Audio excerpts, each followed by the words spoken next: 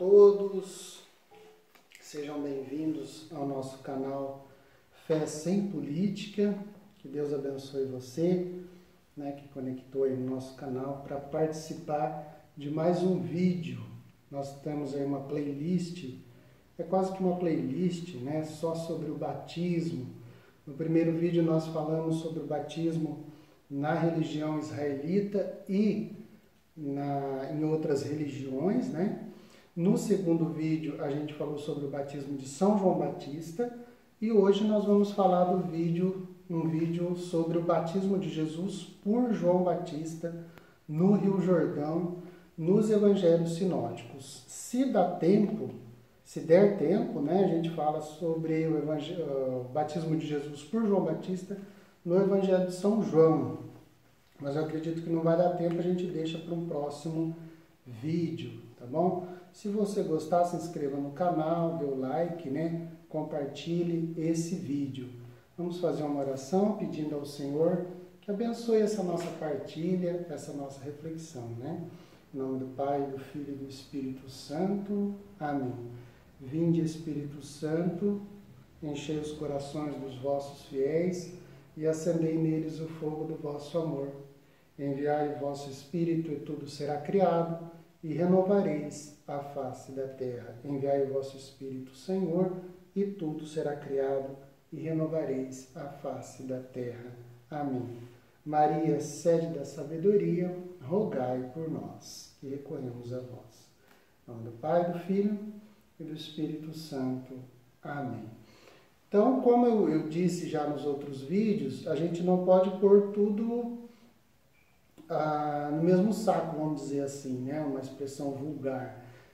Achar que todo batismo é igual, o de São João Batista é igual ao de Jesus, o de Jesus é igual ao batismo cristão, instituído mais tarde, o batismo cristão é igual ao batismo dos prosélitos, ou os costumes de outras religiões, ou da religião israelita. Não é tudo a mesma coisa, como a gente viu nos vídeos anteriores que eu citei. Então, se você não viu ainda, veja, porque é uma sequência. Esse daqui a gente vai pegar mais na Bíblia hoje, para ver o que é a Sagrada Escritura, e o que os comentários das Bíblias, dos estudiosos, interpretam, falam sobre o batismo de Jesus, tá ok?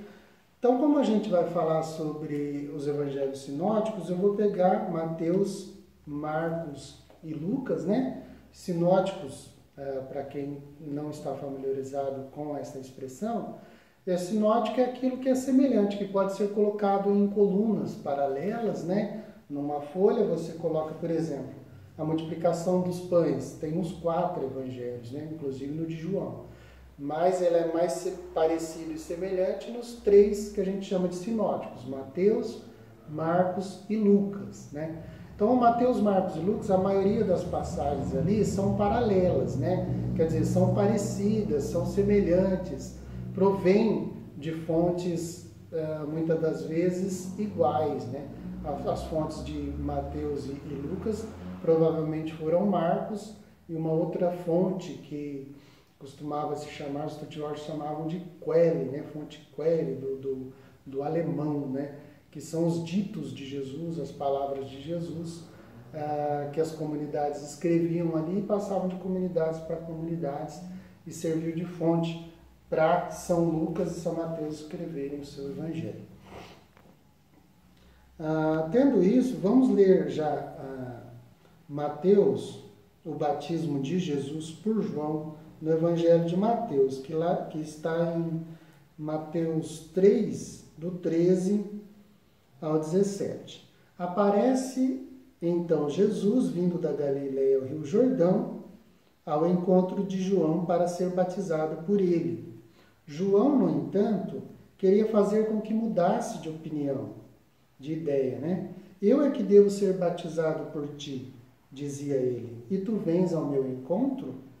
Respondeu-lhe Jesus, deixe estar por enquanto, porque assim é que convém cumprirmos toda a justiça. Diante disto, João consentiu. Logo que foi batizado, Jesus saiu da água, eis que os céus se abriram para ele. viu o Espírito de Deus descer como uma pomba e vir sobre ele. E eis que uma voz vinda do céu dizia: Este é o meu filho predileto, no qual encontro toda a minha satisfação. Então vamos usar como base essa passagem do Evangelho de Mateus, que é um pouco mais longa do que a de Marcos e a de Lucas, né? O próprio de Lucas é que vai falar que Jesus, depois de batizado todo o povo, ele estava em oração e o Espírito Santo desceu, né, sobre ele em forma de pomba, né? Resumindo o Evangelho de Lucas, fala da oração, né? E fala que Jesus estava, depois que tinha sido batizado todo o povo. E Marcos é mais ou menos isso que está falando aqui, o Evangelho de Mateus, né? Mateus se inspira em Marcos, a fonte de Mateus aqui é o Evangelho de Marcos, né? Que foi escrito antes, ele tinha em mãos o Evangelho de Marcos e desenvolveu um pouco mais essa passagem, né? Então vamos ver os comentaristas, os estudiosos, né? O que eles falam, né? Eu peguei aqui algumas bíblias de estudo e outras bíblias que não são assim de estudo mais pesado assim, muito de estudo, só que elas têm bastante comentários interessantes, né? Comentários profundos também, exegéticos, né? Como eu li aqui na Bíblia Lebe, né? Da Liga dos Estudos Bíblicos, que é chamada Bíblia Mensagem de Deus. Essa Bíblia da editora Vozes, que é muito boa também. A Bíblia de Jerusalém, né? Que está comigo também. E a Bíblia Tebe, né? Tem outras também que eu vou citar aqui, né? A própria Bíblia do Peregrino, que é muito boa, né? Muito profunda, né? Interpreta a Bíblia com a própria Bíblia, a Bíblia da Nova Bíblia Pastoral, né?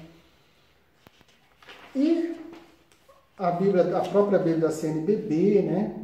E a Bíblia de Aparecida, né? Do Padre Vidigal. Então vamos lá. O que é a Bíblia da CNBB? Primeiro a gente vai pôr aqui a interpretação global de toda essa passagem do Evangelho. E depois, se der tempo, a gente fala de alguns versículos, né, para a gente entender alguns versículos, né? Então vamos pegar a passagem global do batismo de Jesus. O que os comentaristas falam, né? A Bíblia da CNBB põe assim que Jesus recebe o Espírito Santo, dom do tempo final. Quer dizer, o Espírito Santo é um dom da escatológico, né? Um dom do último tempo, dos tempos do Messias, dos tempos finais, né? Sendo manifestado como Filho de Deus. Jesus, então, é manifestado como Filho de Deus. O batismo é a investidura de Jesus como Messias, que quer dizer ungido, consagrado, né? E servo. Então, ele se torna Messias e o servo através do batismo. Segundo Marcos, só Jesus ouve a mensagem do Pai, que nem eu disse, né? Só Jesus ouviu a mensagem do Pai. Ele, para Marcos, Jesus é o Messias desconhecido. Com o caminhar ali do Evangelho, com o caminhar de Jesus, né? As palavras e principalmente os atos de Jesus no Evangelho de Marcos, fica revelado que tipo de Messias ele é, né? Em que sentido ele é Messias, né? Não no sentido daquele que estava na mente dos discípulos e na mente das autoridades da época, né? Dos diversos grupos da época, grupos ideológicos da época, mas no sentido próprio, né? Que fica aí para um outro estudo da nossa parte. Em Lucas, depois do batismo por João, Jesus em oração, como eu disse, a diferença de Lucas, a especificidade de Lucas nessa mensagem, nessa perícope, né? Nessa perícope quer dizer passagem do batismo, é justamente esse aspecto da oração, né? Em oração, Jesus recebe a sua vocação, o seu chamado, a sua missão, né? E o Espírito de Deus inicia o seu ministério. Pois bem, a Bíblia Tebe, né? Vai falar assim, ó, recebendo o batismo de João, Jesus entra no movimento de conversão do seu povo. Por ocasião de um fato público, ele recebe uma revelação misteriosa, né, da parte do Pai, que se situa no ponto de partida da sua pregação, né? Como era para os profetas a sua vocação. Então o batismo de Jesus é comparado às vocações dos profetas, né? Como a vocação de Isaías, lá em Isaías, no livro de Isaías capítulo 6, né? A vocação de Jeremias, no capítulo 1 do livro de Jeremias, né? E tantos outros profetas, né? Ezequiel, no capítulo 1, né? E Jesus é o profeta sobre quem repousa o Espírito. Então Jesus é o profeta, né? É mais que profeta, né? Depois, mais tarde, ele vai falar, né? Está aqui quem é mais que Jonas, está aqui quem é mais que Salomão, né? Ele é mais que profeta, né? Sobre ele repousa aquele Espírito prometido, lá em Isaías 11, no versículo 2, né? Sobre ele repousará o Espírito do Senhor, Espírito de ciência e fortaleza, de conselho, né? De sabedoria, lá em Isaías 11. Ele é o Filho de Deus, o Messias anunciado pelo Antigo Testamento, né? A Bíblia de Jerusalém vai dizer assim, ó: a igreja nascente depressa se convenceu de que Jesus era sem pecado. Ele não tinha pecado, né? Depois eu vou colocar as passagens todas que eu estou falando, pelo menos da interpretação global dessa perícope, do batismo, eu vou colocar aí na descrição do vídeo. Então, aqui Jesus, a comunidade entendia, né, a igreja inteira entendia que Jesus não tinha pecado, ele era o Filho de Deus, né? E com esse batismo ela queria explicar por que Jesus havia se submetido ao batismo de João, né? Em que Jesus reconhece uma etapa querida por Deus. O próprio Jesus reconhece, né, quando ele fala assim, vamos cumprir toda a justiça. Ele está reconhecendo, né, que o batismo de João faz parte de uma etapa do desígnio de Deus, né? Uma preparação última da era messiânica. Então, o batismo de João, a pregação, o profetismo de São João Batista era a última preparação para a vinda do Messias, que a gente chama de era messiânica. Temos também a Bíblia do Peregrino, né? Do padre Alonso Schockel, né? Que era espanhola, uma Bíblia ótima, que eu já apresentei num dos vídeos. Meus primeiros vídeos eu apresentei aqui por cima, depois eu quero, se Deus quiser, fazer uma apresentação de algumas Bíblias aqui no nosso canal. O batismo, vai dizer o Padre Alonso, é a segunda epifania ou manifestação de Jesus. No Evangelho de Mateus ele está se referindo aqui, porque a primeira epifania foi lá com os magos, né? A epifania quer dizer manifestação de Jesus. Foi lá para os 3 reis magos, que vieram do Oriente, trouxeram ouro, incenso e mirra, né? Aquela foi a primeira epifania. O batismo dele aqui, por São João Batista, é a segunda epifania ou manifestação de Jesus, aos judeus presentes e à comunidade cristã que escuta o Evangelho, né? Jesus se incorpora ao povo na cerimônia, mas no diálogo ele mostra o sentido diferente da sua ação.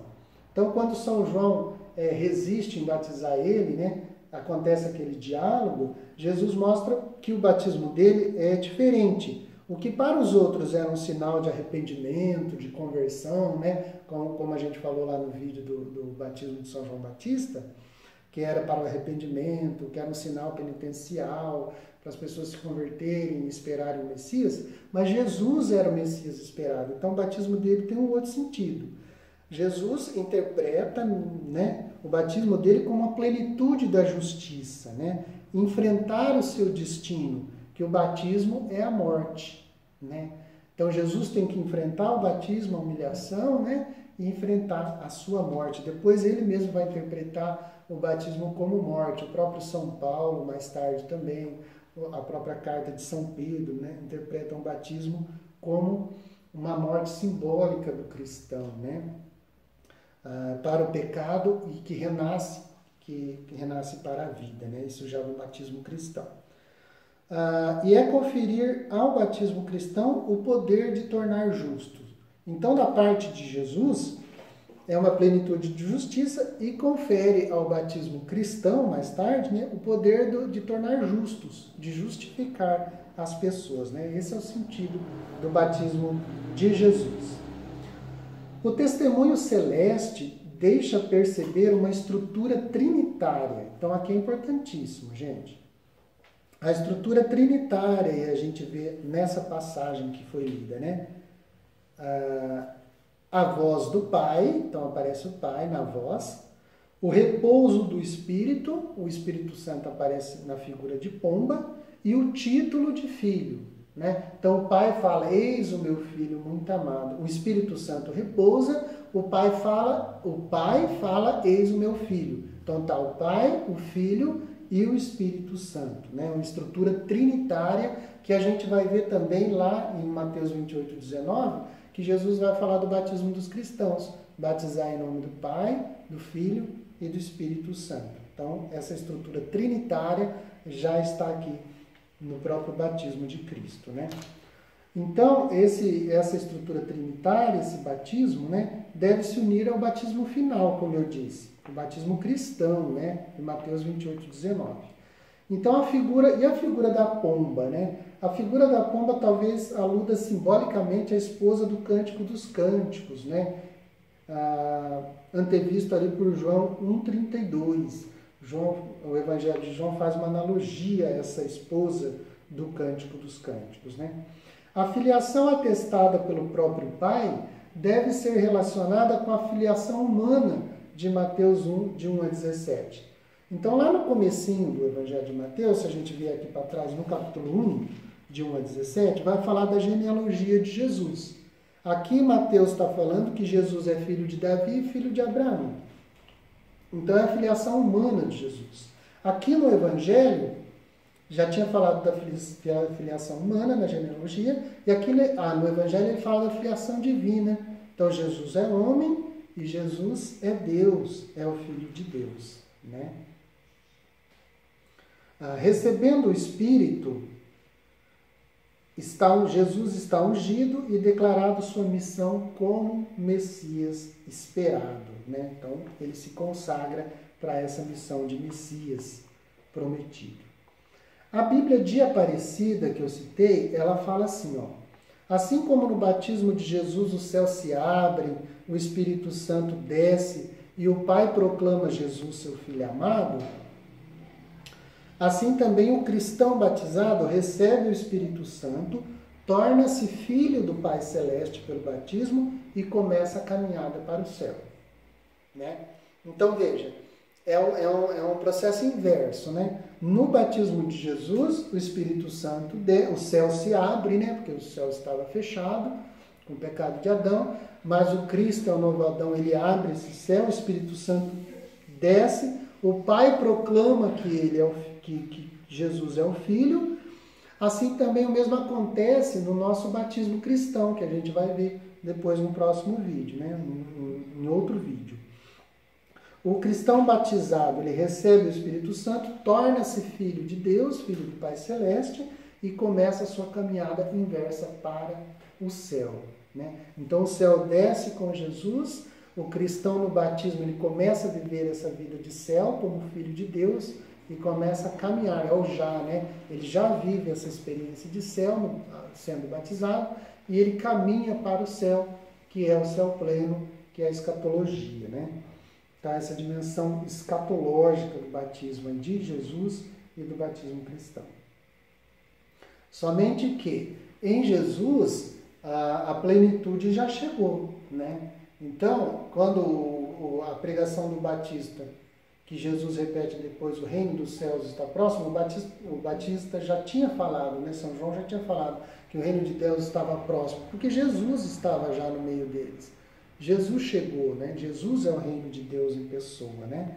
Então, batizar-se é entrar nesse reino de Deus, é revestir-se de Cristo. Depois, no batismo cristão, a gente vai ver sobre isso. É que eu entro um pouco no batismo cristão, mas não tem jeito, né? Às vezes a gente, como eu disse, não é a mesma coisa, mas está tudo interligado, né? Está tudo junto ali. Licença um pouquinho. A Bíblia Mensagem de Deus, que é da Liga dos Estudos Bíblicos, que é uma Bíblia ótima também, que eu li aqui essa passagem do batismo, fala assim, ó: o batismo de João, que era só de água, simbolizava e estimulava a conversão, como a gente disse, né? O de Jesus, que é do Espírito Santo na água, O de João era só de água, o de Jesus era do Espírito Santo na água.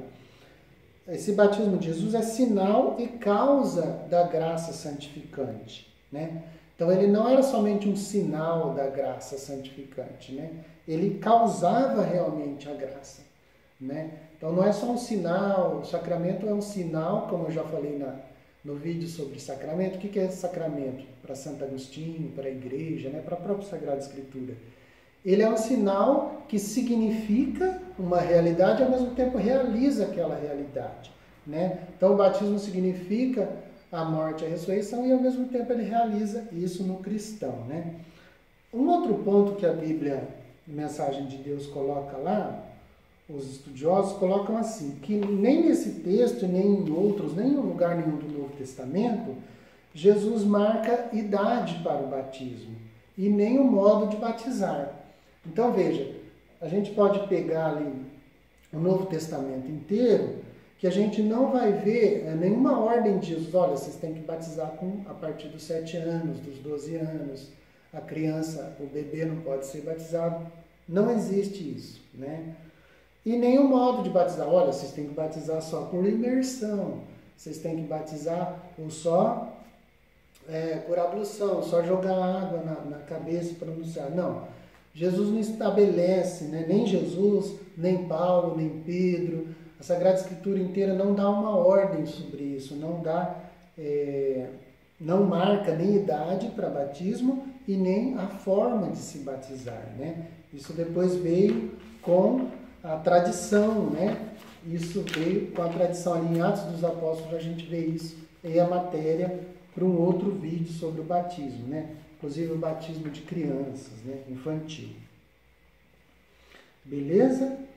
Alguns detalhes aqui, eu vou ter que, tem bastante conteúdo aqui que eu separei, mas eu vou focar mais em algumas coisas, né? O que quer dizer a justiça, né? Jesus fala que a gente tem que cumprir, fala para João, né? Vamos cumprir toda a justiça, né? O que quer dizer essa justiça, né? A Bíblia da CNBB fala assim, ó, deixa por hora, é assim que nos convém cumprir toda a justiça. Por hora. O que quer dizer esse por hora? Deixa por agora, deixa por hora. Até que Jesus instaure, a nova fase da salvação, na qual valerá o batismo cristão, né? Então, até que chegue o batismo cristão, vamos cumprir toda a justiça. A justiça é o quê?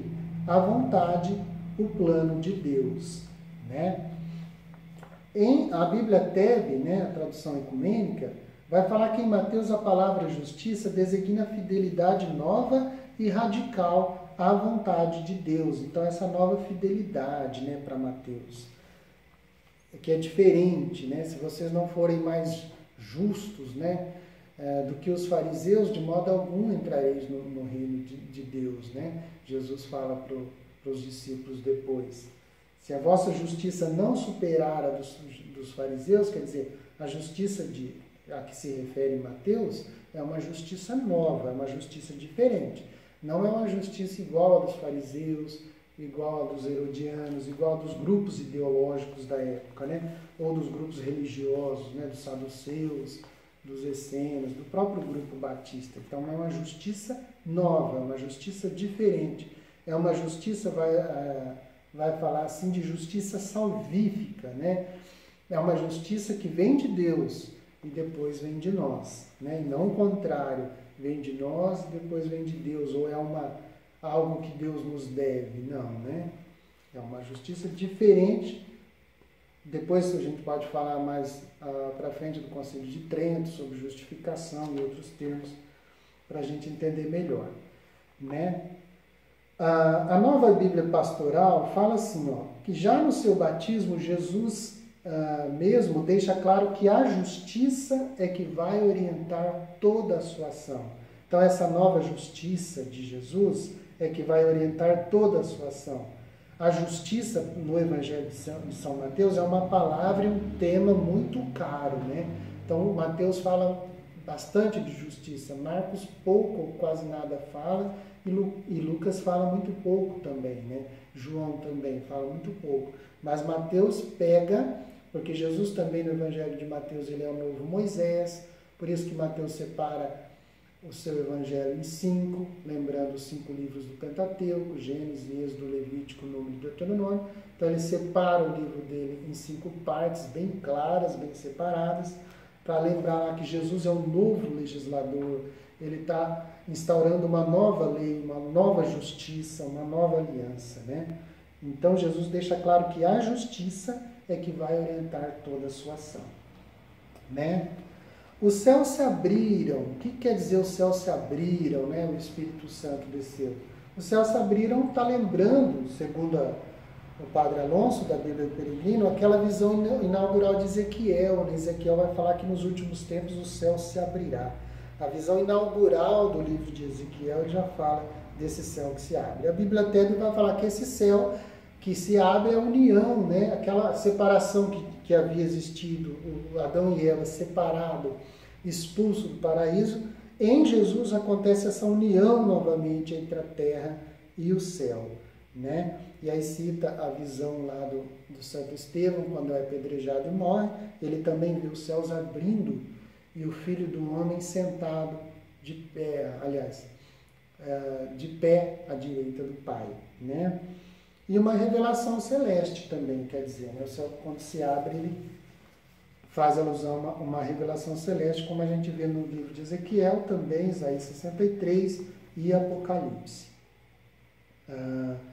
A Bíblia da tradução ecumênica e a Bíblia Vozes, da editora Vozes, que é essa aqui, elas vão falar assim, já interpretando Marcos 1,10, né? No momento em que Jesus subia da água, viu os céus rasgarem-se, né? Marcos usa o termo rasgar, né? Não é abrir, é mais forte, é rasgar, os céus se rasgam, né? Os céus se rasgam como tecido, lá do templo, né? Quando Jesus morre na cruz, a cortina do templo se rasga ao meio, né? E abre o Santo dos Santos, que é o Santo dos Santos é um símbolo do céu, né? Dessa entrada, desse acesso livre que nós temos agora ao Santo dos Santos, ao céu. Sinal de que Deus intervém para realizar suas promessas aqui pelo envio do Espírito Santo. Então Deus rasga, Deus intervém, Deus vem, Deus envia o Espírito Santo, né? Deus realiza suas promessas na pessoa de Jesus Cristo a partir do seu batismo, né? E o que é esse Espírito Santo? O Espírito Santo que pairava sobre as águas da primeira criação, a gente vê isso no primeiro versículo, no segundo versículo da Bíblia, Gênesis capítulo 1, versículo 2, fala que o Espírito Santo se movia sobre a face das águas, pairava sobre a face das águas na primeira criação. Esse mesmo Espírito aparece aqui, no batismo de Jesus. Olha que interessante. No prelúdio, no início também da nova criação. Lá no início da primeira criação, da criação, vamos dizer, material, física, e aqui no início da nova criação, que é uma nova criação, uma criação em Jesus Cristo, no novo Adão, né? No novo mundo, na nova aliança, no Novo Testamento, né? Por um lado, o Espírito Santo consagra Jesus para a missão messiânica, que de agora em diante ele vai dirigir. E por outro lado, como entenderam os padres da igreja, o Espírito Santo santifica a água e prepara o batismo cristão. Então, como o Espírito Santo pairava sobre as águas da primeira criação, aqui ele paira sobre Jesus, sobre as águas da segunda criação, da nova criação, e santifica as águas, preparando essas águas para justificar as pessoas que aderirem a esse novo Adão, aderirem a Jesus Cristo, né? Agora essa imagem da pomba, né?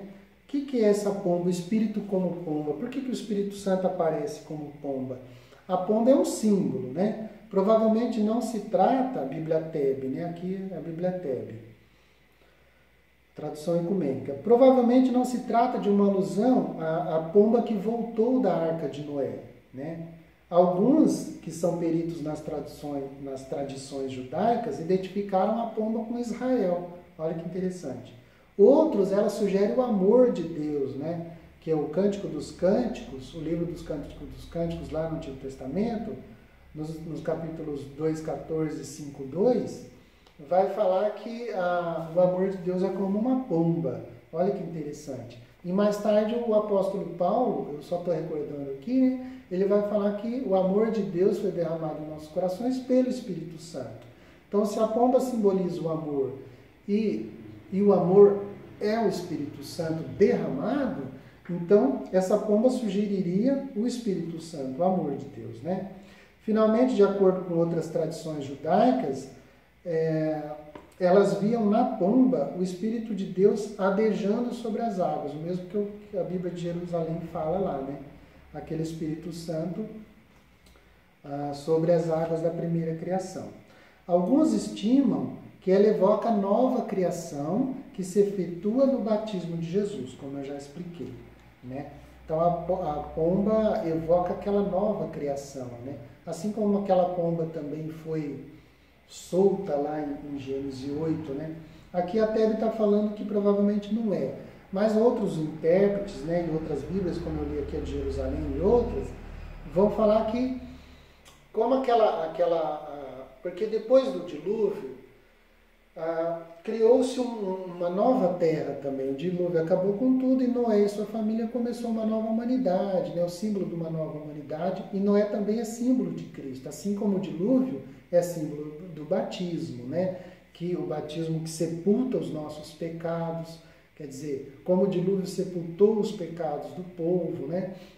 Assim o batismo, nós sepultamos os nossos pecados no batismo e saímos desse dilúvio, saímos desse batismo como novas criaturas para formar um mundo novo, né?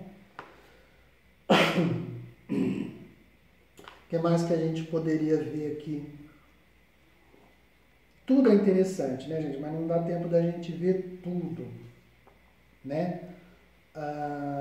Este é o meu filho bem amado, né? No qual eu encontro toda a minha afeição. O que quer dizer essas palavras? Por que o pai disse isso, né? Da onde vem? São praticamente duas citações, né? Do evangelista e do próprio pai, né? O pai atribui a Jesus aquilo que o Salmo, né? Lá no Antigo Testamento, o Salmo 2, no versículo 7, fala do rei, do filho de estirpe real, né? Tu és o meu filho, eu hoje te gerei, né? Inclusive na tradução da Tebe, quando ela fala do batismo de Jesus do Evangelho de Lucas, ela vai usar alguns manuscritos, baseado em alguns manuscritos antigos, vai colocar aqui essa frase, tu és o meu filho, eu hoje te gerei, essa frase do Salmo 2,7. Então essa frase do pai começa assim, este é o meu filho, né? Este é o meu filho, tu és o meu filho. Que alude ao filho de estirpe real. Então Jesus é filho do rei, Jesus é rei, né? Jesus é uma figura profética do filho do rei. E depois continua, meu filho bem amado, no qual eu ponho toda a minha afeição.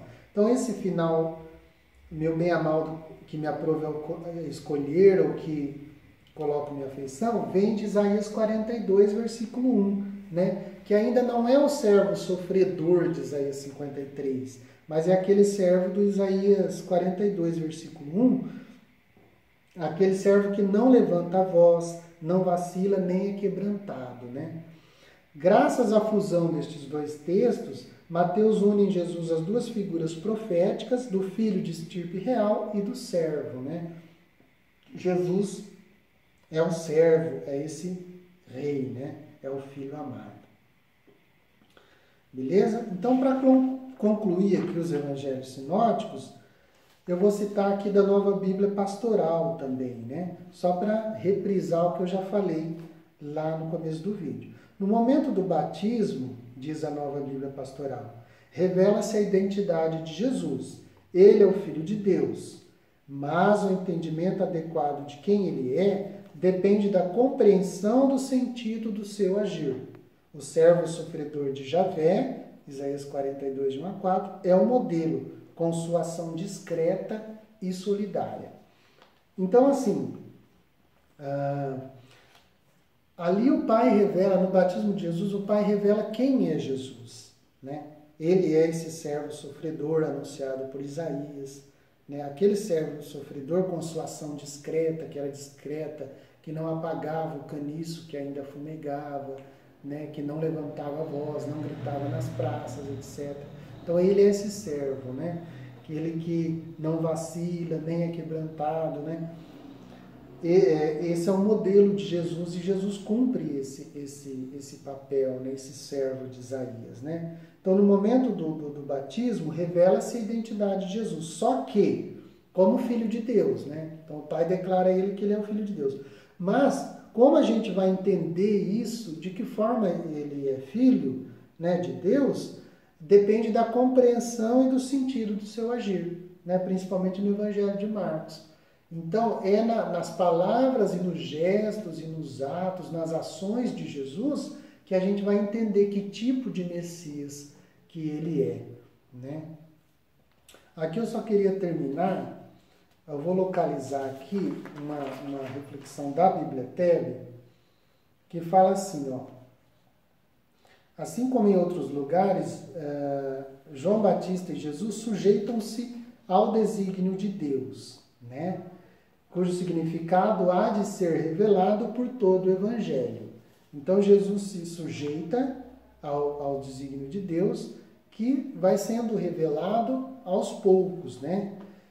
Quer Jesus se solidarize aqui com os pecadores, então o batismo de Jesus também no meio desse povo, vai dizer Lucas, o batismo de Jesus é uma solidarização, ele está solidarizando com os pecadores, mesmo sendo justo, não sendo pecador, como a gente leu lá no comentário da Bíblia de Jerusalém, né?